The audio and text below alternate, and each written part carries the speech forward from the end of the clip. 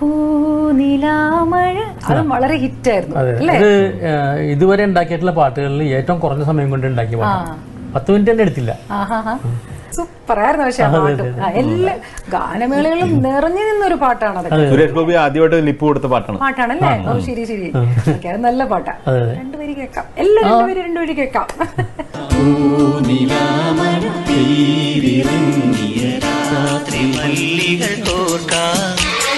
മാരിവില്ലൊളി വീണലിഞ്ഞൊരു രാഗമാലിക ചൂടാ ഇതളിതളായി എന്നുള്ളിൽ പതിയെ വിടന്നൊരു ഭാവുകമരുളാം പൂനിലാമഴ പെയ്തിറങ്ങിയ രാത്രി മല്ലികൾ കോർക്കാം മാരിവില്ലൊളി വീണലിഞ്ഞൊരു രാഗമാലിക ചൂടാ